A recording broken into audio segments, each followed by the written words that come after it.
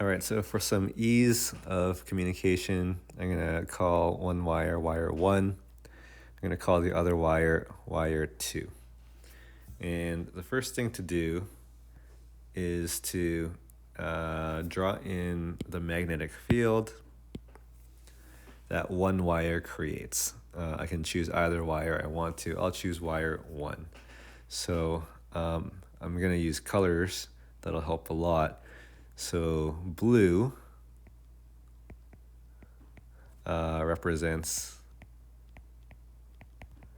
the magnetic field created by wire 1, and I'm going to figure that out based on right-hand rule number 1, the right-hand rule for a straight wire.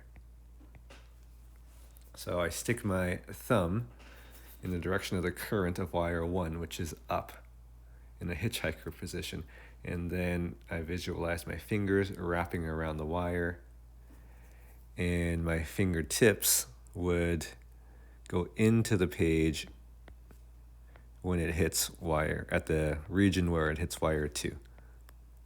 And they would wrap back underneath the wire and then come out of the page on the other side. That's kind of irrelevant, this part of it. The relevant part is that the magnetic field goes into the page right where wire 2 is. Okay, then now that we know that, wire 2 will feel a force now.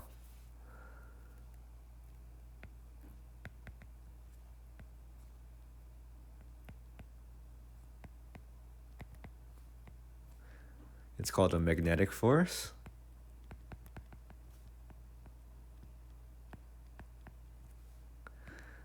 Due to the magnetic field created by 1. And we're interested in the direction of this force. That's what this question is asking us.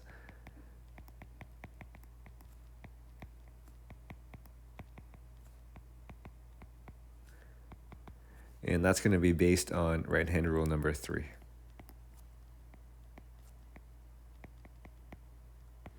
So for right-hand rule number 3, I have my index finger pointing in the direction of the current.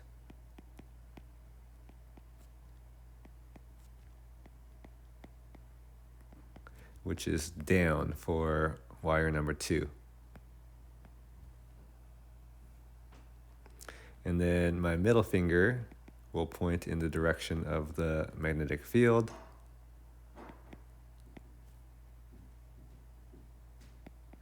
And that is into the page. That was the stuff I drew in blue. And now my thumb, wherever my thumb ends up sticking out, that's going to be the force. And let me do that right now. So index finger down, middle finger into the page. It's easier to rotate the page sometimes, it may help. So I've got my thumb sticking out to the right.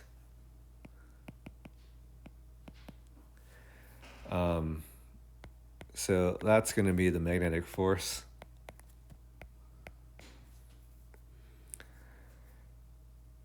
Wire 2 feels a magnetic force to the right.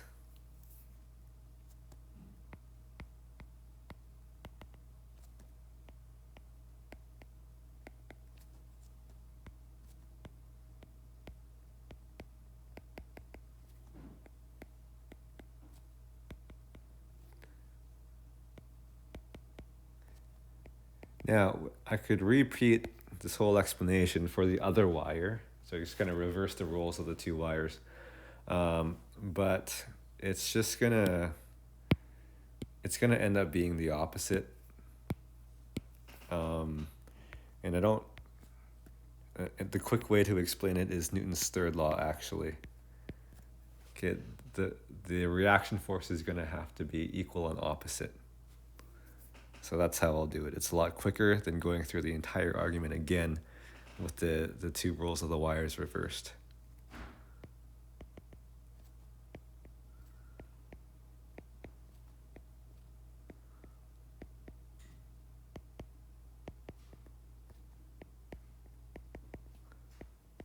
N3 will stand for Newton's third law.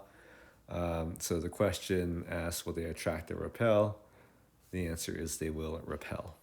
They go away from each other.